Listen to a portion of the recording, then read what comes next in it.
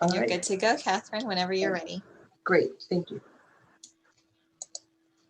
Hello, for those of you who are joining us today, let me begin by saying that this video is being recorded.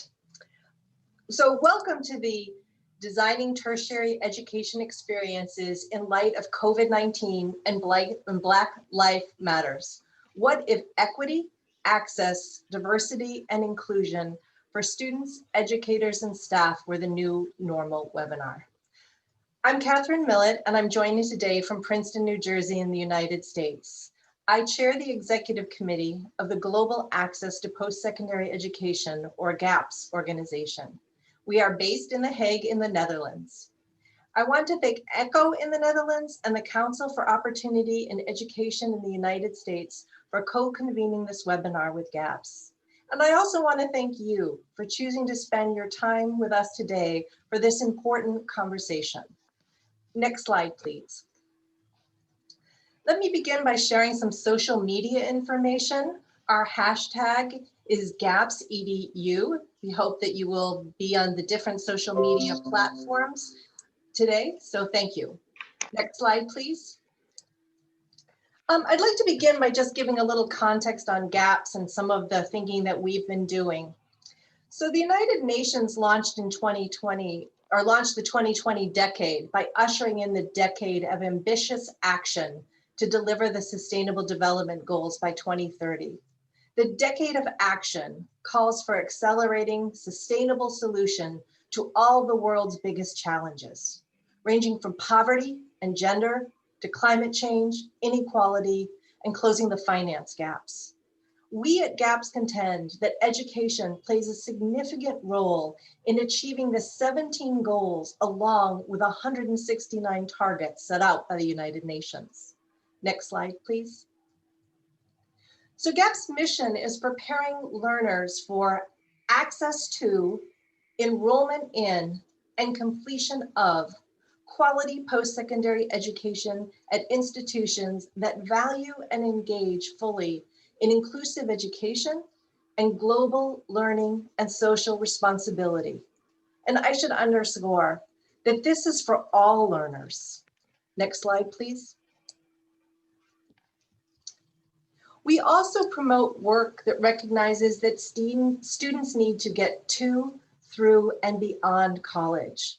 Beyond college could be to graduate or first professional education or to employment. Next slide, please. So let me share with you our foundational tenets. First, tertiary education connects with primary, secondary, and post-bachelor level education, as well as the labor market. Second, students learn in curricular, co-curricular, and extracurricular spaces. Third, intersectionality should be appreciated and divisive stereotypes avoided. And fourth, multiple stakeholders need to engage. And we appreciate that you are here today with us because you have a stake in the education for all students worldwide. Next slide, please. So I want to share this visualization that represents the three GAPS foci and illustrate that they connect learner preparation for access to, enrollment in, and completion of post-secondary education. They underscore that post-secondary education should value and engage in inclusive education, and that we believe post-secondary education values and engages in global learning. Next slide, please. So since GAPS launched in 2011, we have convened 6 in-person activities. Our approach has been to convene in-person events in different areas of the world and partner with local educational institutions. But of course, COVID-19 has led to change for many organizations, and we are one of them. So we are very excited that we have been launching a webinar series.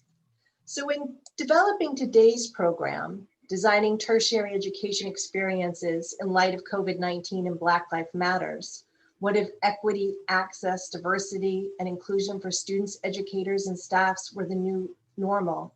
We are joined by 4 university leaders who I know are going to have an exciting conversation today. I am grateful that Pravini Baburam will moderate today's conversation. Pravini is a program manager at ECHO in the Netherlands, the Expertise Center for Diversity Policy. And in this role, she facilitates in the process of what I like to hear her say, getting comfortable with the uncomfortable. This means reflecting on mechanisms that lead to exclusion in education and the labor market. Pravini invites participants to engage in conversations on systemic inequality. And in this process, she supports participants in translating these insights into practical tools and solutions to strengthen diversity and inclusion in organizations. Pravini, I know this webinar is now in your good hands. Thank you. Thank you so much, Catherine, for that introduction. And also thank you to everyone who is joining us today. Good morning, good afternoon, or good evening to you. I already see people saying hello in the chat, so very nice to have you here today. Indeed, my name is Pravini Baburam, and I look forward to the conversation. Would like to check in because I saw also in the chat that some people are seeing the closed captioning that blocks the screen. So thank you, Vanessa, for turning that off. And I will proceed with introducing our global panel of university leaders. This is actually the second GAPS webinar. The first GAPS webinar was focused on a conversation with student leaders. And today we talk with university leaders, and it's my pleasure to introduce them to you and talk about diversity and inclusion and equity and access in higher education. Our first panel member is Dr. Eliana Amaral, professor in obstetrics at State University of Campinas in Sao Paulo, Brazil. Welcome, Eliana. Thank you for joining us today. Nazima Yapi, director for the Center for Educational Testing and Placement at the University of Cape Town in South Africa. Thank you also, Nazima, for joining us today. We also have Dr. Denisa Gandra, Assistant Professor of Higher Education at Southern Methodist University in Dallas, United States. And also welcome to you, Denisa, and thank you for joining us.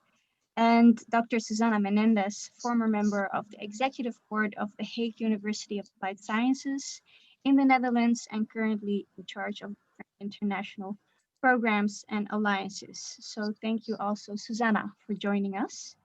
I will engage in a conversation with these panel members, but of course you are also invited to join the conversation. So if you have any questions or comments, please share them in the Q&A box. I will keep that in my site and make sure that the questions or comments that you raise will be part of the conversation with the panel members. So let's proceed with the conversation, and also wanted to address that we have about an hour and a half for this conversation, and I have some initial questions, and then we'll see where the conversation takes us. But let me start by raising the first question, and that is, how does the work that you do relate to equity, access, diversity, and inclusion, and also, reflecting on what that work looked like before COVID, and to what extent that has been affected by COVID-19. Can I ask Denisa to start off? Sure. First, thank you so much for the invitation to be here today. I'm really thrilled and honored. It's my first global webinar, so it's just really exciting to be among these amazing panelists, and I'm really looking forward to the conversation. So a little bit of context for what I will discuss here in the United States, as I'm sure many of you are aware of. We obviously have the COVID-19 pandemic. We have the economic recession that was ushered in as a result of the pandemic. And we've also had greater awareness of police brutality and racial injustice resulting from the murder of George Floyd this summer. And all of these things that have happened have brought to light numerous structural inequities in society at large in the United States and in education specifically. And the pandemic isn't only shining a light on these inequities, but it will likely deepen them also. So that's what I would like to focus on in my remarks, a few examples of how this is playing out, in particular with respect to college access and post-secondary attainment. So the first major trend that we're seeing is that students of color and lower income students are foregoing college. They're not enrolling. And those who do manage to enroll are struggling in their classes or are dropping out. So I've seen that in my own classes, and we've seen it more broadly. We're starting to see some data on that.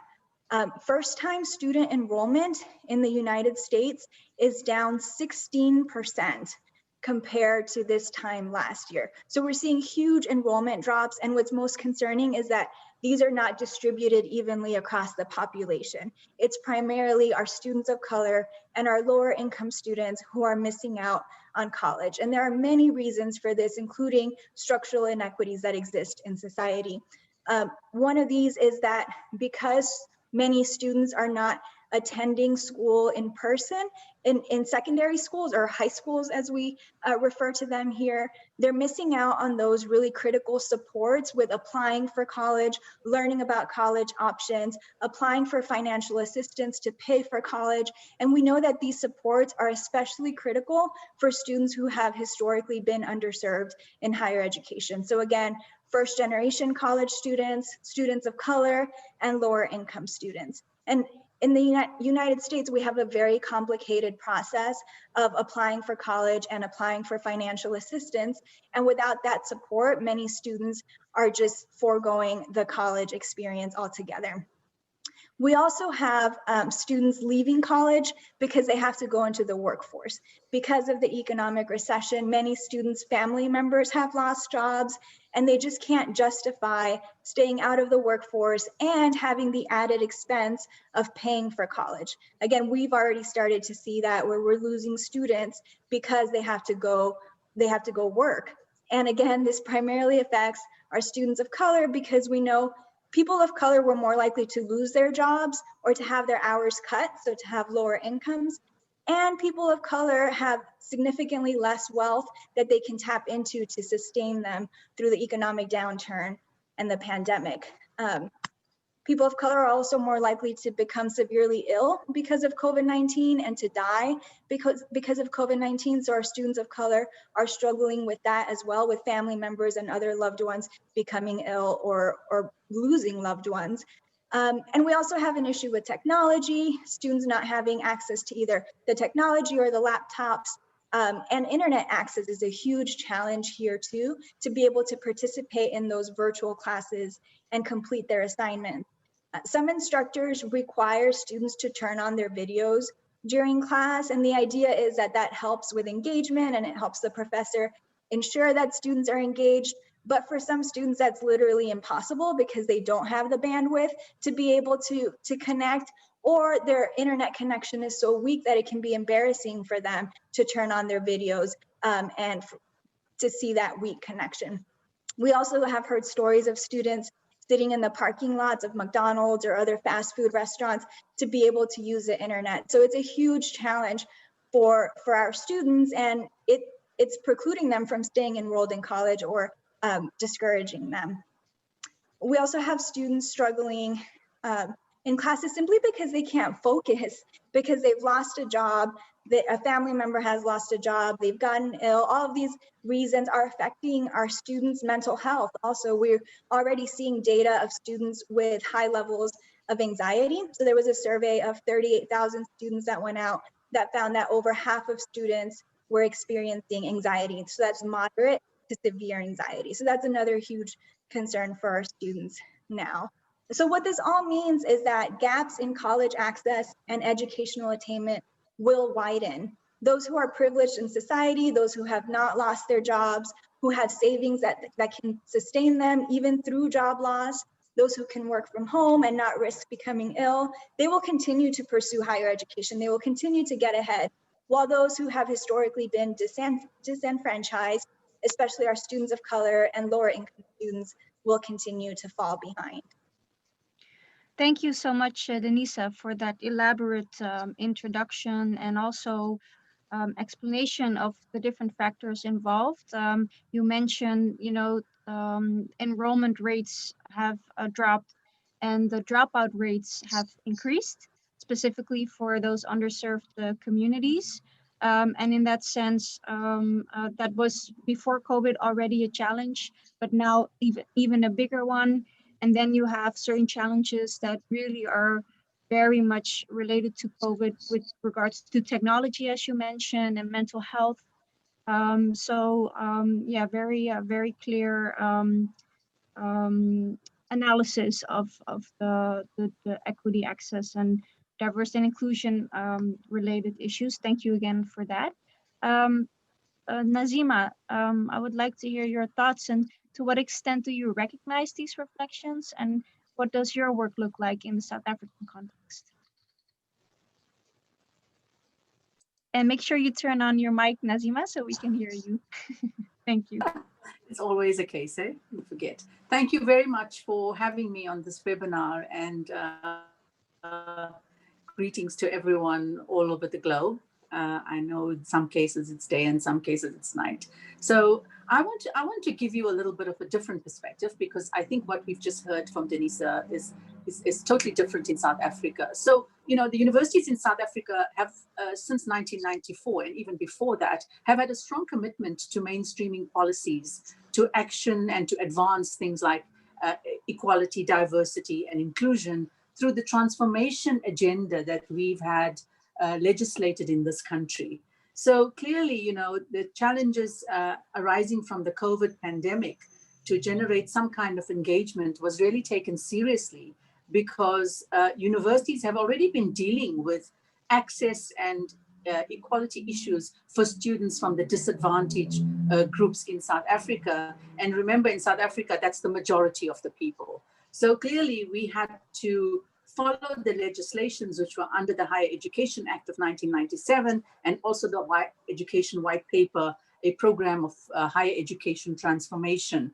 So, and that would advance us into the equality and the social justice aspects. So the recent COVID pandemic has exposed us also to some of the weaknesses and strengths of our own education systems since 1994. And we've seen that at all levels of university, all the academic and the administrative levels have made massive shifts from the traditional kind of teaching formats to the virtual in a very short space of time. But what that has done is it's also given us something to reflect on, because technology, the use of technology and the digital challenge, it became a challenge to the university. And so even for students for that matter. And I want to go on, and I'm going to talk a little bit about the student experience as well, because this is not just a one-sided issue. And in doing so, it revealed the resolve and the creativity of our educators, who sort of gave life to new kinds of ways of teaching, planning, coming up with different kind of ideas, just so that the students who've been involved could actually get access to the materials, the teaching materials, and also access to the digital platforms. In South Africa, as most places, connectivity is a serious issue. And I think that is one of the key things that our students have been suffering from. And also data is very expensive in South Africa. So, however, all of this has reminded of us the importance of diversity, equity, and inclusion in education. At my university in particular, right at the beginning when we went into lockdown, around May, there was a joint session that was held in response to the COVID-19 to actually look at this very issue of how do we create platforms for discussion around this crisis that is affecting the university community, and how we collectively respond to this moment in time. And then we had to also create a space to hear insights from both the activists and the allies from the COVID people's movement and all sorts of other people in the community where the COVID was being, how people were being affected by this. And so, a lot of things depended on how we reflect in terms of race, class, gender, and access to basic resources that we could provide. And I think a lot of the times, we looked at basically the issues around the COVID about physically distancing and all of those things. But one of the things that came up was that even though we're physically distancing, we must not equate that to kind of social isolation, because that increases the inequities. And that's the point I want to also make, because that is the students' experience. And so we've had clear consultations with the student groupings in various universities, and especially at the University of Cape Town. And we now have a phased approach in terms of bringing our students back onto campus, so that those who were the most vulnerable are now able to get access to a lot of the resources that are available to them at our university. And we need to maybe also look at how we strive to integrate diversity and inclusion in our programs that we have for these students at this particular time. And I think our primary lesson there is simple. In time of physical distance, social solidarity is more important than ever. So I just want to stop there, because I think from a side, we'll come back to the issues of what we are doing now. And I think you're going to, that should be fine for now. Yeah, thank you. Thank you so much, Nazima, for those reflections. I really appreciate the angle you offer in terms of, the difference between physical and social distancing, and the connectivity that is so important, especially for students. Also your remark on, how the underserved are actually the majority in your context.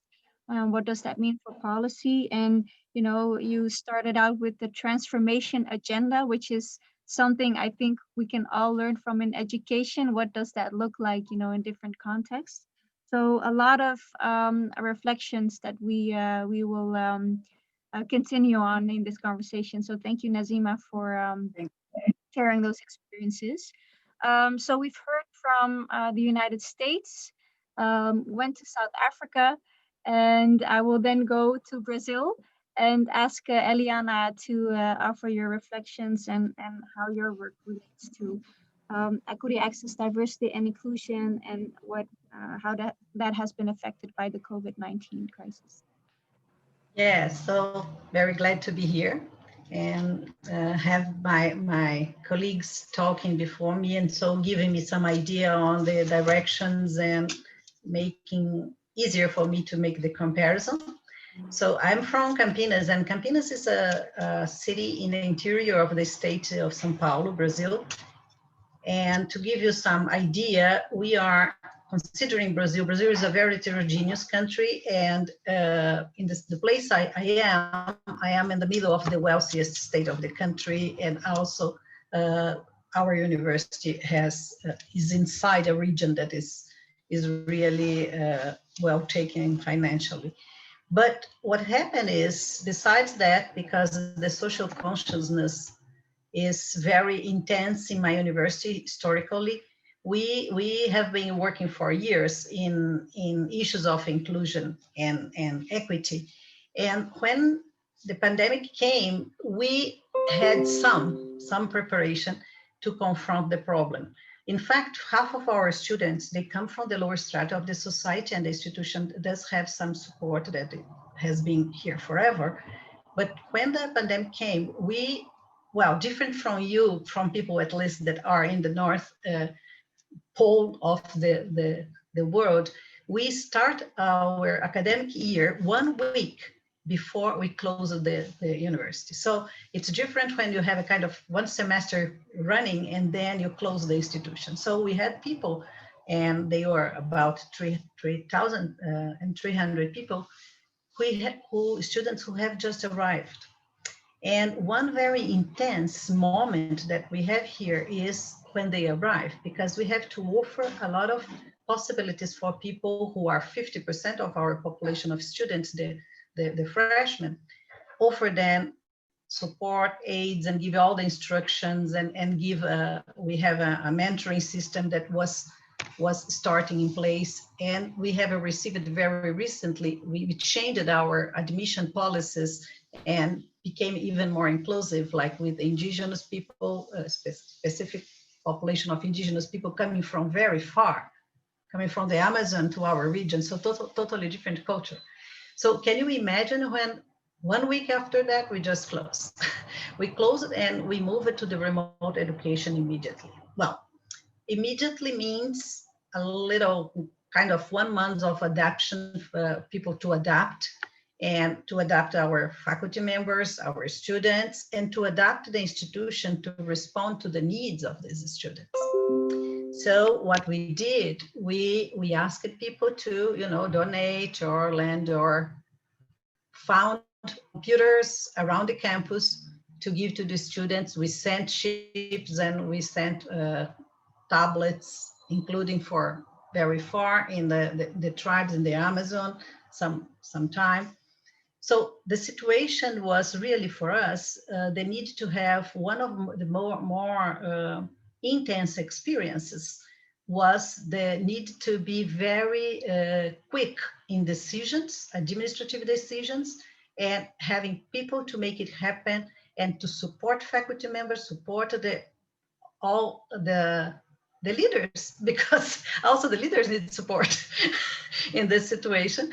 And we have another specific situation. In our university, the health services are inside the same campus, and they are financially supported by the same budget. Part of their, 80% of their financial support comes from the same budget as the university. So we had to rapidly mobilize the community around us and people to donate and to support all the prices that were increasing for, let's say, the masks and everything, what we needed for tests and to implement tests, etc. So it was a very intense movement to make this happen. Well, of course, the same things that Denise reported are seen here as well. The difference is that for our specific students, we do have support, and we have like students housing. Part of them stayed there, part decided to go back. We set a more intense health program for them with testing and etc., etc. But of course, we know that the big challenge will come when they fully return. We continue on remote education. We are finishing this year in remote education. Very few will be in campus at this point. And next year, when we expect to be able to have them back, then we have a big challenge to see what will be the need if possible individually. We did have our students didn't gave up in the first semester, not even the second semester, so they are continuing, but they slowed down. So if they used to be in several disciplines per semester, now we accept and we changed the rules to accept them to have an extra year to conclude their program. We changed the way that we are scoring then. So we are being more flexible with scoring, more flexible with curriculum to finish. And in this regard, what happened is that many students, they are continuing, but they slow it down. So we'll have a long-term consequence of people still going to their programs, and people who are coming next year will, be together, merge with the ones who come from 2020. So we were able to have some response for 2020, but we have to be prepared to a very strong response into 2021. Thank you, Eliana, also for that reflection. It's interesting to hear you say that you actually already had an existing infrastructure, right? That was built from an inclusive approach that you could now rely on during COVID-19, I understand. and also that the way you were able to respond to the new situation, to respond rapidly and sufficiently, and to become flexible in that sense, to allow your students to stay enrolled, stay engaged, and still succeed. And at the same time, anticipating on what comes next and what does that mean for you as an educational institution. So it's interesting to hear that you actually could now rely on the work that you have done before, and how that has been really helpful in this new situation. So thank you for that reflection, and also curious indeed to hear your thoughts on how indeed to anticipate on the future. But we'll come back to that. And I will now move to Susana Menendez in the Netherlands to also ask you, Susana, also after hearing these reflections from these different contexts, and you're also familiar with these international dynamics, but also share what that situation looks like in the Netherlands and your thoughts on the impact of COVID-19. Thank you, Pravini. Thank you to all of you. Thank you to GAPS, Catherine, to give me this opportunity to share with you our Dutch experiences that to some extent are not very different than what my predecessors already said, Nazima, Denisa, and Eliana, especially concerning students. But although we also have a very long tradition and inclusivity in the institutions which I represent, the Hague University of Applied Sciences and also the Community College in Amsterdam, this pandemic was something too suddenly, really.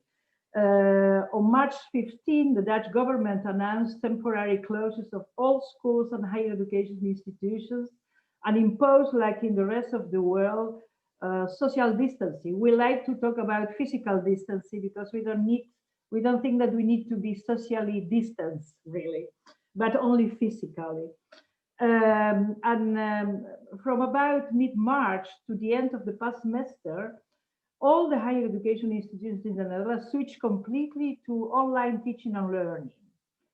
Primary and secondary schools were allowed to open up the doors again in June, only a month before the summer holidays. So they were open for 4 weeks and closed again for the summer holidays. And after that, since the end of Augustus, they are open. But there is a lot of discussion about the relationship between the pandemic and children and secondary school pupils. So we are in the middle of it, but everything is open up except higher education. We in higher education are only allowed to a very small percentage of students attending colleges, of attending physical classes or face-to-face classes, only 20 to 30%. So mostly the institutions choose to invite the first year students and not the students from second, third year, so on. But it has been asking a lot of institution, of staff, lecturers, and of course of students. Versatility, adaptation, agility were so necessary from everybody and asked from everybody. I think that the personal and emotional aspects, even the emotional health of our students and our staff are not very differently than what I heard from you from South Africa, the United States, and Brazil. What we are also very preoccupied because we have more time at the moment, because in the summertime we will have very huge discussion between the different staff, administrators, and teachers, is about the really quality of education we are giving to our students at that moment. It's not only about the social aspect, financial aspect, you know, the capacity of helping the students to accept this loneliness they are experiencing at home without their friends, without their colleagues, without their peers, but also the quality of the knowledge transfer we are giving. What we saw in the Netherlands is that we switched from one day to another to online education, but we don't have the pedagogical and didactical instruments to give education of the same level and quality as face-to-face education. So we are very concerned about the effectivity of the work we are doing. A lot of very good ideas and a lot of, everybody's doing their best, but it is a real question about this best is good enough for the students, and especially for students in institutions like ours, which are mostly from low income origin, migrant, refugee students, and first generation students, for whom socializing, personal development is such important like knowledge transfer. But we also saw we have an incredible framework of support for students and for online education in the Netherlands. And we are in a privileged position to give also financial support to our students, have access to laptops and to tablets and to all the things. But that is not enough. We know at the moment that we only reach 75% of our students. 25% of the students really don't try to get in contact with the institutions. Sometimes they have even problems to get in touch with online colleges, with online classes, because they don't have the space at home. They don't have even Wi-Fi of the right situation in which they really can communicate with the peers and with the teachers. For our students in universities of applied sciences and even in community colleges, internships are mandatory in the Netherlands. You need no less than an hour working in internships. At the moment, they are all closed. So we don't really know exactly what can happen and can mean for these students at the end of the road. A nursing student was talking to me last week, and she said to me, okay, I have fantastic lecturers. They really would do what they can. They give me a lot of new home assignments, but none of these assignments can really replace the knowledge and experience I can get in a hospital internship. So what that's mean really for my career development? Can I have really the same level of degree and the same level of experience at the end of my study if it's not been a pandemic at the moment? We also see that, for example, in the community colleges, a lot of the students had a lot of problems in the financial world, but they have small jobs, small possibilities of making money in which they also pay the studies. And these are all possibilities who are completely closed at the moment. But especially the mental and emotional health of our students, I think something you all recognize and you already talked, is a big problem. And of course, we have some things put in place in the different institutions about inclusion and special measures for first generation students. This pandemic is overwhelming for not only for our students, but also for our lecturers and our teachers. We have a lot of problems also, emotionally problems in our teaching staff. As I said, the quality of the online education, this is a very question point really, because we are organizing training and schooling of teachers completely, but it is all on hands and at the same moment. So we have not only some emotional and socializing questions, but also about which is the quality of the education we are giving at the moment to our students. I will keep it that now, Praveen. Yeah, thank you so much, Susana, also for that reflection from the specific Dutch context. And also the point of view that you offer in terms of the quality of education and how that has been affected by the transition to an online learning environment, but also not just what happens, when students are within the institution, but also what happens when they transition from education to the labor market, and to what extent they are now properly prepared as a professional in this new context. And when it comes to professionals, you also make the connection with the staff that also needs the support to be able to offer that quality that we want to offer the students. So thank you also for that angle.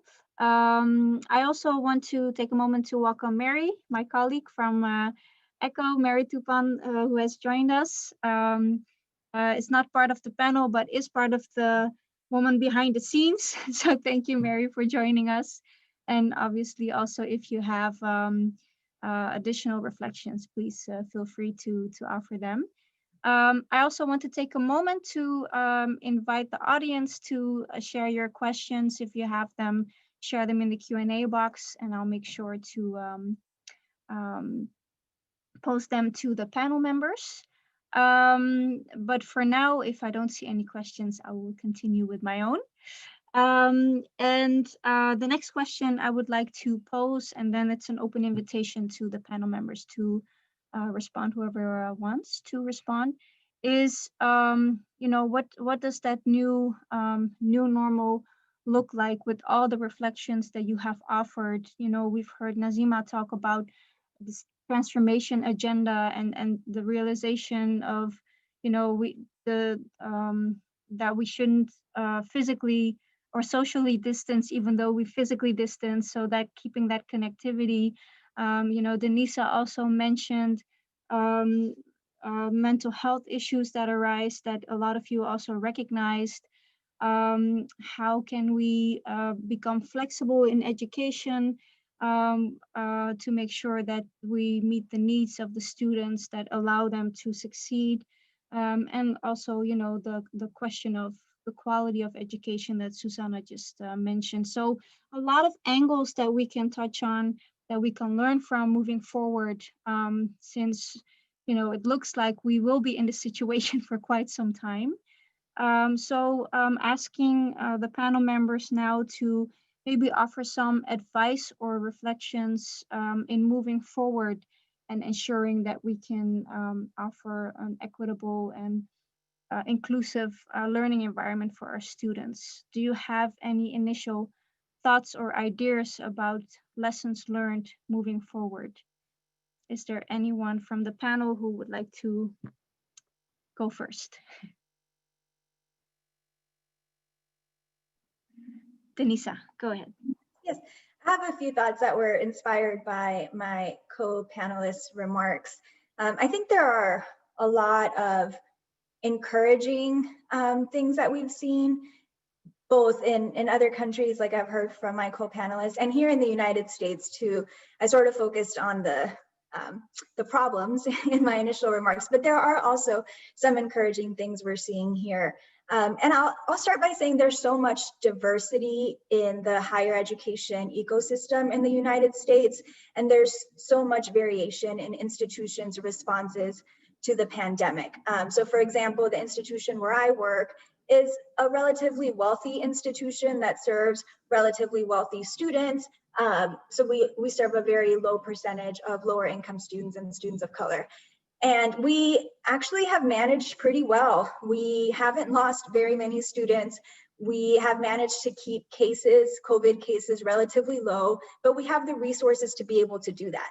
So many other institutions in the United States don't have those same resources, and we have huge inequities in levels of funding across higher education institutions in the United States. And that's really problematic because those levels of funding track with the demographics of the students institutions serve. So institutions that have lower levels of funding tend to serve higher shares of low-income students and students of color. Institutions with higher levels of funding serve fewer disadvantaged students. So I'll just provide that context. But some of the things that I've seen that I think are really encouraging, and hopefully we will continue beyond the pandemic. Some institutions are much more equity-minded in their responses, similar to like what Eliana and other panelists mentioned. So things like keeping services for students, even if the institution has turned to remote learning, continuing to provide those services that students rely on. In the United States, we're starting to pay more attention to high levels of housing insecurity and food insecurity among our college students. And so many of our students depend on the housing that college campuses provide, on the food that college campuses provide, either in their dining facilities, or we have institutions that have food pantries. We've started to see more institutions start food pantries to offer food to students. So when campuses closed, many campuses closed and students lost access to those services and resources that they so critically depend on. But other institutions kept those services available to students, so recognizing how important those services are to historically underserved students.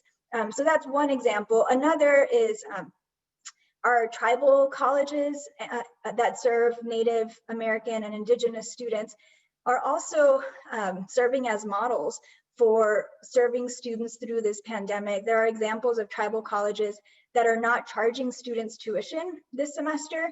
And these are the institutions that have the lowest levels of funding. So it's not because they are wealthy and they have the means to forego this tuition income, but they're recognizing that that's what their students need to be able to stay enrolled. So we are seeing some encouraging examples. And the last one I'll share that aligns with something Eliana mentioned also is the flexibility in policies that is so critical. For example, here in the United States, many of our financial aid programs, so scholarships that students receive, depend on full-time enrollment. So students taking a certain amount of credit hours. And those policies are so rigid that if students don't take that minimum number of credit hours, they lose the scholarship.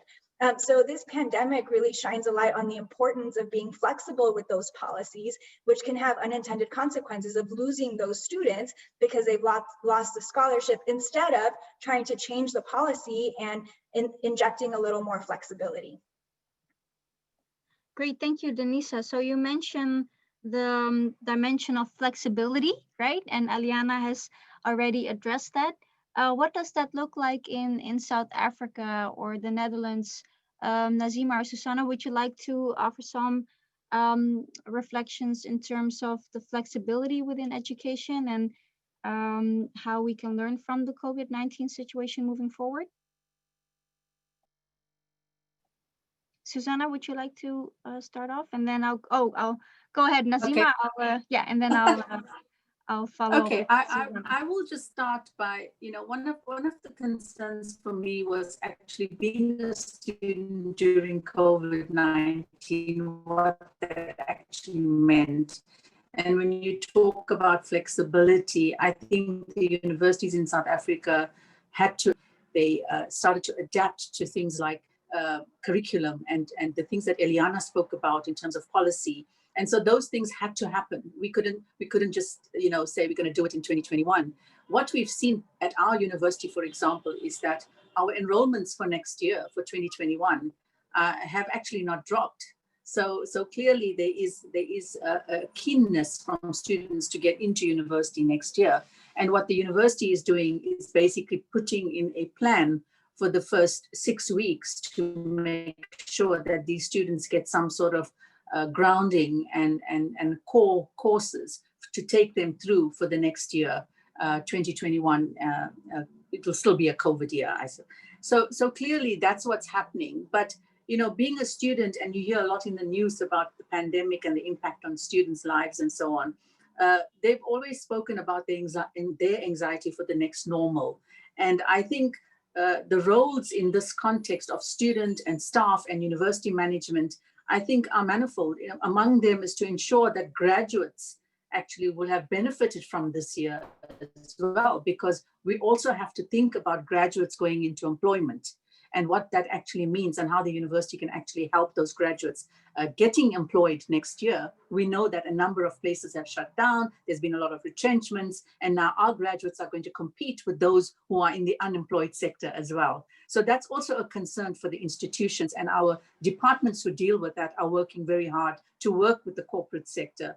The other area is also the need to collectively to refocus on putting pressure on key issues like vulnerability, connectivity, funding, access, and equity. And then also to foster some opportunities for students to try and provide feedback to the university through the shared governance systems that we have in our universities. And then also to review the existing programs that we have to determine the relevance of those during this time of COVID, and to look at how we can actually dismantle those that are actually obstacles to our students. And what is it that, how easy it is to provide a kind of journey for our students to go through the university. So there are areas of critical concerns connecting diversity, equity with some kind of social solidarity that we look to. And I think for me, the key thing is about, the whole issue of equity versus equality, and what does this actually mean in academic equity? Are we giving students the same traditional assignments online, or are we utilizing other ways of learning content that better fit with the virtual format? Are we actually doing that? So we had a discussion about that, and what we're doing is trying to also work towards giving them a better fit. And are there differences in the way in which we monitor student growth? And so when we look at things like what Eliana spoke about, looking at how they're doing their exams, monitoring their exams, we also in South Africa are trying to look at a much easier way of making sure students, if they write the exams, they will pass, and we don't have to grade them in different grades. We can either give them a pass or a fail, And have we considered the diversity of learning styles while preparing online lessons? And this came up very strongly in the conversations that the academics have been having nationally in South Africa about how do we actually teach online? Is our learning style going to change? It has to change because our students are not used to learning online. And then the whole issue around technological access is also very, very critical for us. Do all our students have access to the technology? And so the universities managed to get computers to those students who did not have access to computers. Every university is giving students data to work with for this time during COVID. And also, do they have someone in their home who has knowledge of, for example, software and that can help them? So we've just done a whole range of assessments online, and we found how difficult it is for students who do not know how to use technology to actually write an assessment online. And this assessment is a high stakes assessment. It's the national benchmark test.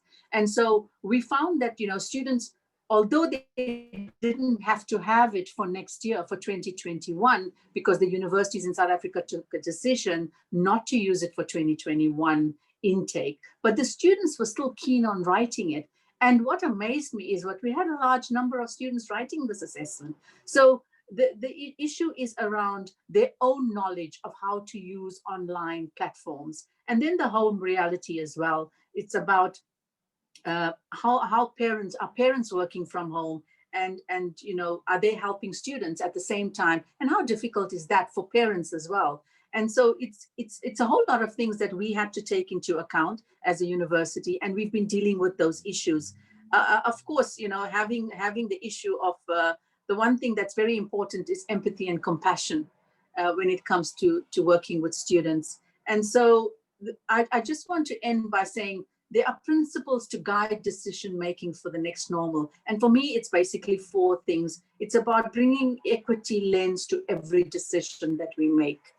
It's about staying in close touch with our students, with our faculty, even with our alumni and our stakeholders outside of the university. Thirdly, it's about thinking beyond the walls. In fact, we must think beyond our university now, because our universities have really become places of being invisible universities in some way. And lastly, we got to act with urgency, but with perspective. And I think that is very important for me as an administrator in a university. So I want to stop there, and I want to say thank you. Thank you, Nazima. Yes, a lot of food for thought. And I think what you mentioned in terms of, learning from feedback from students is a very important one also to keep in mind, because they're the ones who can, share to what extent the learning environment is inclusive and is allowing them to succeed. You also mentioned the importance of conditions, basic conditions to be able to participate and engage. So having a computer is not enough, or a laptop is not enough to be able to engage if you don't know how it works, if you don't have the support at home to make use of it. So thank you for that extra layer of thought. And I know Susana also wanted to offer reflection, so go ahead, Susana. Well, I want to add some things from the Netherlands. So one of my colleagues said to me, we are sailing in an uncharted waters at the moment, especially now that the new academic year has started in the Netherlands. In the Netherlands, we have a cancellation of exams, and colleges and universities have offered places to students based upon estimated grades. So we don't really know exactly the level of the students that have access to universities and college at the moment. We didn't see any drop of the enrollment rates, like we were talking at the very beginning, I think by Denisa. That is not the case in the Netherlands. We have a huge enrollment rates. It is maybe because a lot of other activities are lack of opportunities, that a lot of new students are starting in colleges and in universities. But the pandemic has put paid to many of the opportunities students heading to the university or to college for the first time would usually have to meet their tutors, subject heads, and face-to-face. This means that the experience of this starting cohort at the university will be very different that of their peers. So if it is even that in normal times, a huge level of our students, first generation students, of low income students, they are in a higher risk of starting struggling much more this year, and for a huge level of number of students, really. Many universities, of almost all universities, are providing a mix of online and face-to-face, but I already told you face-to-face is no more than for 15–20% of the students, and mostly for first-year students and not for the rest. That means that the groups are very small, that some students have only a lockdown experience of higher education, of blended learning, and we are very afraid that they are very quickly start to fall behind in their programs. So we are thinking in which way we can try to contain them and to try to bring about much more emotional and new forms of binding them to the university, really. So we are, to some extent, a little worried. The importance of getting the right support for the students, for us at the moment, is central for this year. Not only about technical, but also emotional, financial. We have seen a new research last week in the Netherlands about the mental problem of students in the last month, and that is a big issue of the problem. Probably, I would say, because I'm born in a different continent and in a different country where problems were very common for us, but in the Netherlands, almost everything is too well organized, and a lot of these young people has never been confronted with problems. So we have a lot of discussion at the moment in the country, and not only for students, but in general, because our youth, well, that is the first time in their life they are confronting this sort of problems, and they are, we are realizing that they have a lot of mental and emotional problems about that. But I could say that not only is misery, thanks. I think that these new challenges can also inspire, because we talk with some students and some of them are very inspiring in new ways of learning. What we realize is that we need to guarantee safety, sense of belonging, and trust. These three elements need to be in place in the institution. The students need to think that they are part of the community. We need to trust them in the way they work. There's a lot of discussion in the Netherlands about online tests. You know, I mean, trust is a very important thing, engaging thing. In way we can also bring them the safety that is needed, but sometimes they are not safe at home when they have to much more time to be at home. So we deliver a sort of an agenda, I think not so inspired as the of Nassima, but much more bureaucratic and technocratic. But we think that we need to think about 4 special issues in the Netherlands in this year and very soon now. One is the pedagogical didactical issue, not only for students, but also for teachers and lecturers. What is our concern about the quality of education? The second one is the importance of the mental health and the psychological and emotional support of students, but also for our lecturers. The third one is the financial means, in which way we can support students when they really need that. And if we are prepared to understand what that means, because there is something in the Netherlands that they say, for this pandemic, money cannot be a problem. Well, we would like to know exactly if that is true when we try to trust our government about that. And the fourth one is what we call legal or administrative issues. I will give you an example. For example, the students in applied sciences of professional education, because of the fact that they need an internship which is mandatory, they could have a lot of problems if they don't get that done on time to get the degree. So we are lobbying at the Ministry of Education, trying to get some opening about the things, of trying to get different sort of assignments. So there needs to be also flexibility from the government and from the ministries of education. So now this to start to follow this conversation. Thank you, Susana. Indeed, the flexibility is not only required within the institution, but also with the other stakeholders that are connected to the institutions. The importance of safety, indeed, for students to be able to navigate this new context, especially when there are so many mental health issues that arise. I see we have about 30 minutes left, so I do want to encourage the audience to post your questions if you have any in the Q&A box to make sure that we'll be able to address those. In the meantime, I want to go back to Eliana because you also, did you also want to respond? Please go ahead, and perhaps you can take my question with you because you mentioned you're anticipating, right, on what's coming next, and I'm very curious to hear your thoughts in terms of the anticipation. Please go ahead. Yeah, thank you.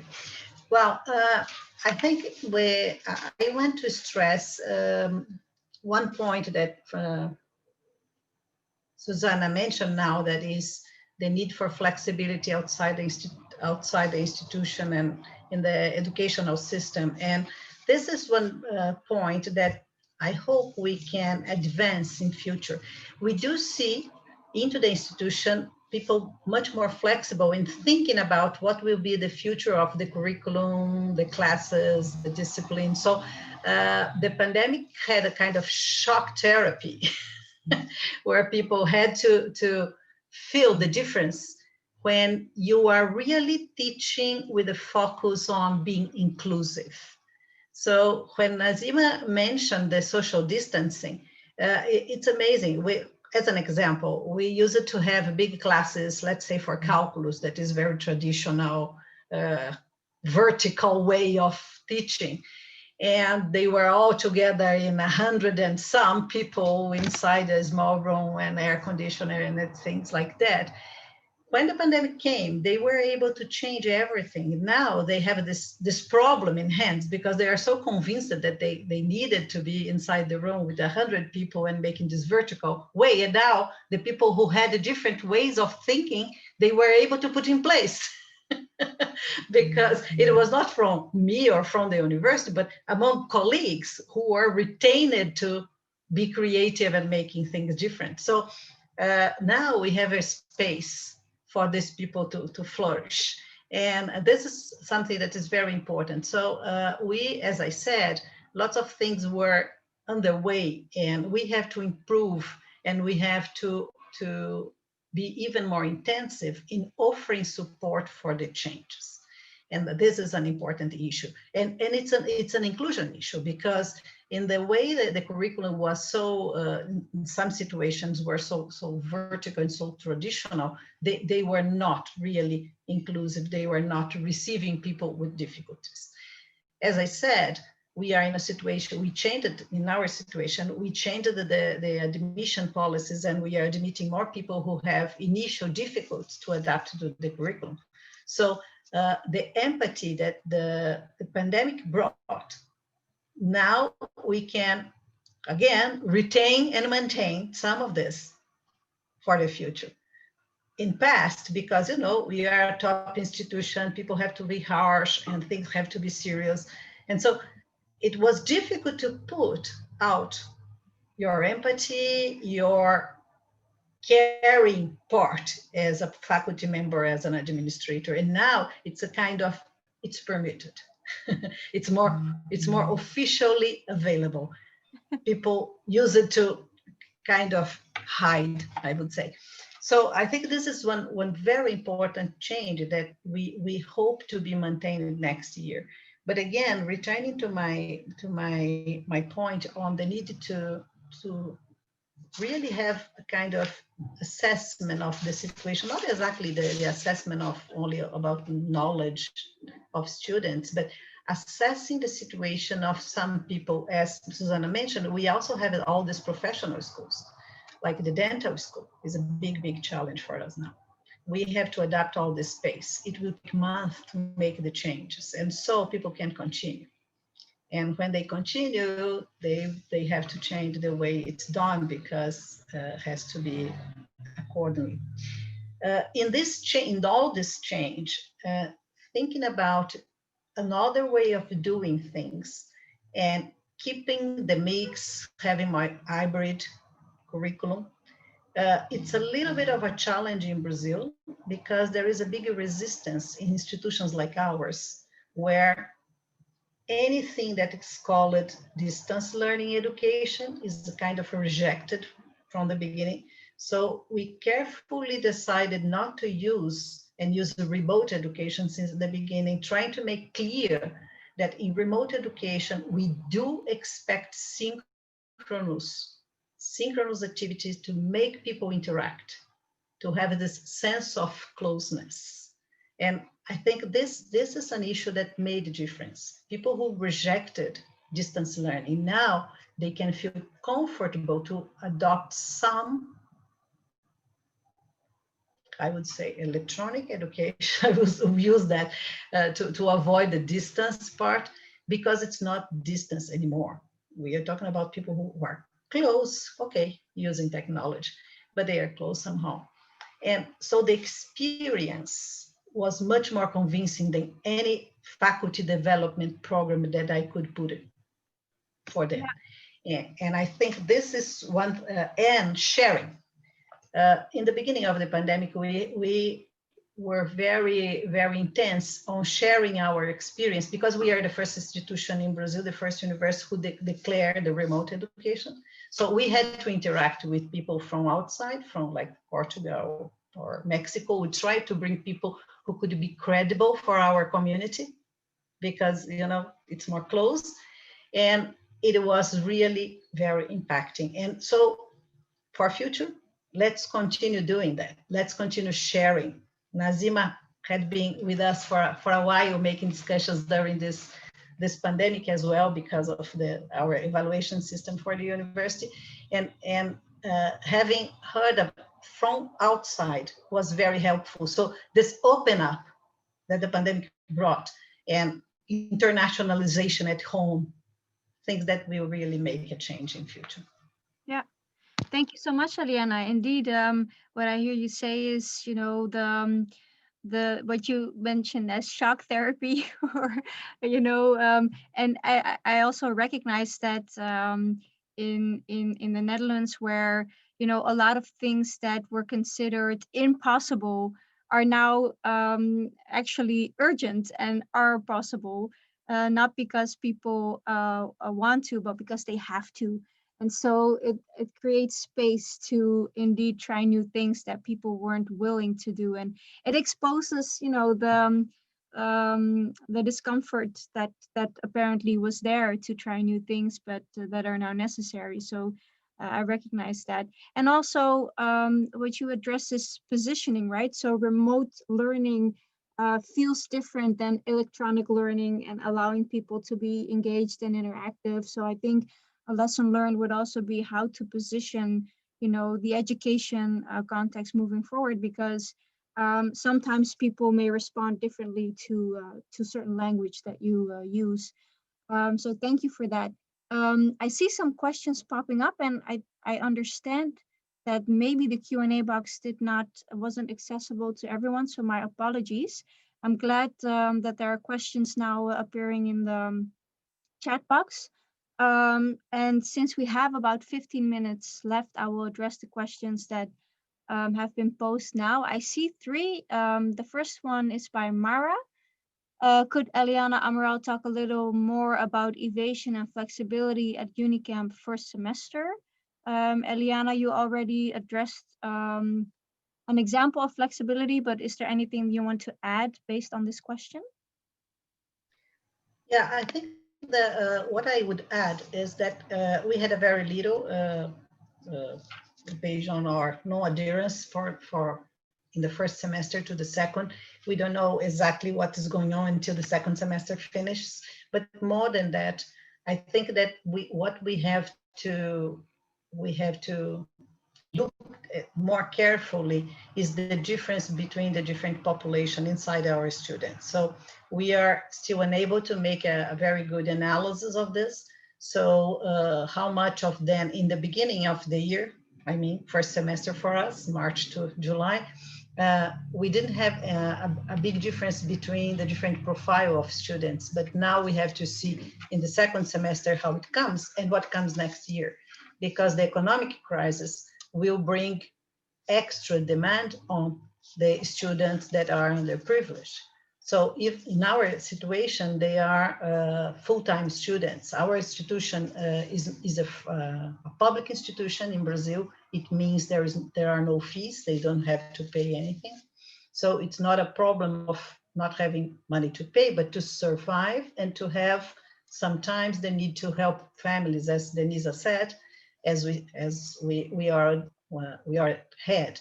So we have to follow very carefully and see the situation, the difference, the inequity situation, and the what will happen with the underprivileged population if we compare our Black and brown population, our indigenous population. We know that the impact on indigenous in Brazil, COVID was hit very intensively, the people from Amazon and people who lost families and etc. So we are really thinking very carefully about how to have them back, be very receptive and have this long-term mentoring process to readapt to the situation of the university. And this means also for the staff members, I have to say, not only faculty, but even the administrative members.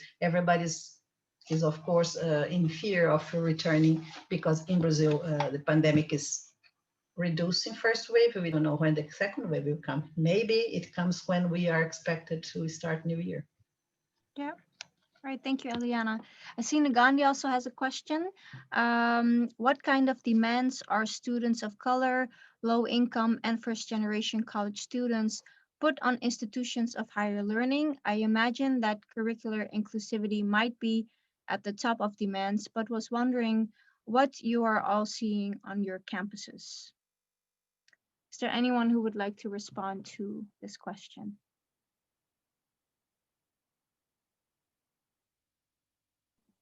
I can start. So I would say the primary demands we've seen in the United States, at least the ones that have gotten the most attention, are around prices, tuition and fee prices. So we've seen movements of students demanding lower tuition and fee prices, especially as universities transition to remote instruction. So for those colleges and universities that did not open in person, there was a pretty significant movement of students arguing that they shouldn't be paying the same prices for a very different experience. And that gets at the question of the quality of instruction and whether it's quite at the same caliber as what we had with in-person experience. And different institutions have responded differently to that. Some have not responded at all. Others have reduced their prices. I would say, as I mentioned earlier, certain institutions are in a better position, a better financial position to be able to lower their prices and forego that tuition revenue, whereas other institutions that have lower levels of funding really struggle to lower their tuition because they depend so heavily on that revenue, especially as other types of funding for the institutions, including government funding, is being cut significantly because of the economic recession. So institutions are really in a challenging position, but I would say that's probably the primary demand we've seen here, and one that's gotten quite a bit of press attention is lowering tuition and fee prices. Thank you. So indeed, the financial aspect and related to also the quality of education that Susana also addressed. So maybe Susana, do you want to also respond? Yes, well, I would say that we also have the same demands from students as Denise already told in the United States. So also our students are also complaining about the relationship between what they pay, the college fees, and the quality of education, the quality of instruction. But in the Netherlands, almost all the institutions are public institutions and funded by the government. And the college fee are fixed by the government every year. So there are almost not differences between the institutions, not in financial means. But so when the students are complaining about that, mostly they go to the Ministry of Education to complain, because there is what all these financial means are be corrected or not. And at the moment, the press ministry has said that they are not going to change anything. But this is also because we are running to elections next year in March. So the present Ministry of Education doesn't want to change anything, and it's putting everything to the long run to after the election. So we will see after March, because I see that a lot of different political parties in the Netherlands, we have a lot of political parties in the Netherlands, very small ones and so very complex, but mostly they are very keen to give a positive answer to the demands of the students. So there will be a huge change next year, I suppose, in the system of the students' loans and all the things. Yes. Yeah. Thank you, Susana. Indeed, interesting also to see the impact of the elections on the policy decisions that will be made in relation to education. Nazima, is there anything you would like to contribute from the South African context related to Nagani's question? Yes, I think the thanks. I think the you know, in South Africa, as you know, the fees must fall created a space for the students to actually get what they wanted. So during the time of COVID, the government actually continued to support those students who were on the National Student Financial Aid Scheme. So students did get their finances. The issue was around whether they would get their refunds for the accommodation that they were not living in during the time of COVID, during the lockdown periods. And I think most universities have taken decisions to give back some of that money to the students. So the issue around financial support is there, and I think students are getting financial support. They just need to be told through the university care centers in terms of how to get these financial support from the government. And all the financial aid officers are working very hard at the universities to make sure that each and every student is supported financially. And I think now that a lot of the students are coming back to the university, we have mainly our final years and students who are postgraduates that are now on campus and are working, and our libraries are now starting to open and so on. So I think it's important that students understand that they have the support from the government, the Department of Education, and from the universities to get their finances in order. And then students who are coming in next year, the 2021 intake, the same route will be followed. They will also apply for their financial aid. And a lot of the students are getting financial aid and bursaries. So it seems like, the issue is more around what was raised earlier on, the mental health issues of students. And that is where we are seeing a lot of problems, more on the mental health, the isolation that the students feel and those kinds of things. And universities are trying very much to deal with those. Yeah, I think it's important for us to understand that sometimes our contexts are different. South Africa's reached a stage through all the protests that we've had in 2015, 2016 to make sure that students are funded and that students have financial support even during this time of COVID. Yeah. Thank you, Nazima. You actually mentioned, and then I'll get to you, Eliana. But you mentioned, actually the importance also of student organization, right, and mobilization, Yes. and how that has actually led to demands put on the institution. And I know that there are, the student movements who have always addressed diversity and inclusion are an important factor in, creating actual change because they demand it. So thank you also for addressing that. Eliana, you also wanted to respond, and then after Eliana, we'll head to the last question that I saw in the Q&A box, and then we have to wrap up the discussion. Go ahead, Eliana. Yes, just to make a comment on the importance of having national policies or state policies that support students. It's not our case. So with COVID, there is a demand for, and I think it will be even stronger because it's not about my institution, but institutions now higher education in Brazil. Public institutions, they do need support because they will be full-time studying and they can work. But on the other side in Brazil, the private institutions are the ones who take a lot of students for the underprivileged strata of the society, because you have to be very well prepared to enter the public institution. So there is a disconnection that is historical in Brazil, and there is no national policy to support. So the discussion on national policy to support higher education students is something that has discussed during the pandemic and will come very strongly later on. Right. Thank you, Eliana. I also saw a question from Indu, but I see that Denisa has already answered that in the chat. So thank you for addressing that, Denisa. And then I'll head to the final question that Frank posed in the Q&A box. What is the long-term effects in education of the COVID-19 crisis in 2021, 2022, and so on? And I would like to ask the panel members if you want to respond, to make it brief and short, because we have to wrap up, but I do want to offer you the opportunity to respond. So whoever wants to, please go ahead.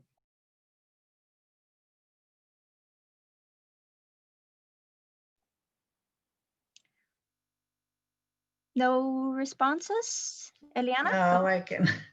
Okay. Well, I think we have a year of assessing the consequence. And as I said, I think the consequence for students will be different for different students. And so we have to understand that we will have to be adaptable in terms of the curriculum. And again comes here the challenge of our regulatory system that is not flexible. In Brazil, it's very, very tight in terms of what is expected. We have a lot of regulation in terms of a very stricted model. And making people understand that the flexibility will continue for years and years, because the consequence, of course, you have to recover the years. For students who are concluding in 2020 or 2001, of course, the consequences will be really more intense, and talking about professional education is even more. So a consciousness of the consequences for everybody for long has to be around. And I think we have to build this, because when the pandemic ends or reduce severity to the endemic side, people will relax and think that the effects don't come. But in education, the effects in Brazil will be felt for 10 years for sure. Thank you. Nazima, I see you also want to respond. Go ahead. Yeah, I think I'm going to come back to the issue of the economy and our students going out into the world of work, because that is one area that I think is going to suffer a little bit, if not a lot more than what it is right now, because a lot of students are also dropping out, and then they're going to take longer, etc. And in countries like Brazil and South Africa and other third world countries, it's important for students. They want to get a job as soon as they finish their degrees. The other area is around students becoming very disengaged in terms of learning. This online learning, the remote teaching, they are engaging in their academic work, but for some other reasons, they are disengaging from other areas, and students are not having a campus experience. And that I have listened to a lot of students whom I've been coaching, etc. And these students are finding it very difficult. And so they are disengaging in some way. And I think that is also, going to happen in the next few years if the COVID is still around. And so I think those two things for me are important, especially from a student's perspective. It gives them, doesn't motivate them in some way if they are going to be disengaging. And we need to learn how to develop ways and initiatives to try and keep them engaged in the work that we're doing at the universities. Okay. Thank you. Thank you, Nazima. Susana, can you keep it? I would like only to say, yes. Yeah, well, I completely agreed with our panel fellows, Eliana and Nazima, but also what Denise already said. So there's not so much to add. I only want to put an point with where we're working very hard in the Netherlands in the last 3 or 4 months. And there was another type of students, like Eliana already said, COVID will have different consequences for different types of students. And I would like to remember our international students. That has been an incredible problem in the Netherlands, because in the Netherlands, the permission to study is renewal every year, and you need to have your study points every year, otherwise you are going to be sent back to your country. With all the consequences for these students, financially, security, disengagement, but also sometimes frustration of the family at home, and sometimes not even the possibility of coming back. And for some institutions like ours, we have more than 15% of international students. So it is about 1,000 students where we are working very hard, lobbying in the Ministry of Justice and the Ministry of Education to get some flexibility and the legislation about that. Thank you, Susana. So we have 2 minutes left. I'm sorry, Catherine. I have to ask you to keep it brief, but I want to take this opportunity to thank all the panel members, Susana, Eliana, Nazima, and Denisa, for your amazing contributions and reflections and offering us this global view. So I'll hand it over back to Catherine for wrapping up this webinar. Thank you all. Great, thank you very much. So I won't take much time because I want to respect your calendars. But on the screen, you can see that there are different ways to keep connecting with GAPS, writing a think piece, participating in our Why GAPS awareness campaign, and joining us for future webinars. Next slide, please. So these are some people who have been part of the Why GAPS campaign, and we hope that more of you will join, because I think it's great for students to see people who look like themselves, who care about these issues, talking about what education and access means to them. So next slide, please. So thank you. I'd like to begin by thanking Pravini for being an incredible moderator and just keeping track of all these stimulating ideas. So thank you, Pravini. We really appreciate that. I also want to thank the amazing panelists, Eliana Amaral from the University of Campinas in Brazil, Nazima Japi from the University of Cape Town in South Africa, Denise Gandara from Southern Methodist University here in the US where I am, and Susana Menendez from the Hague University of Applied Sciences in the Netherlands. We really have gotten a global perspective on these issues, and so we thank them for taking the time. I want to thank our co-hosting organizations, ECHO in the Netherlands, and the Council for Opportunity and Education in the United States. And I want to give a thanks to my fellow GAPS Executive Committee members, Mary Tupanueno from ECHO, Maureen Hoyler from the Council for Opportunity in Education in the United States, and Eva Igron-Pola from IAU in France. Next slide, please. So we are starting to plan our 2021 webinars. We welcome your ideas and we will be back in touch to let you know about what we're up to. Please visit our website. In the meantime, I hope that you stay safe and healthy. And again, thank you all for choosing to be with us and for being on the chat and for being a panelist. Take care.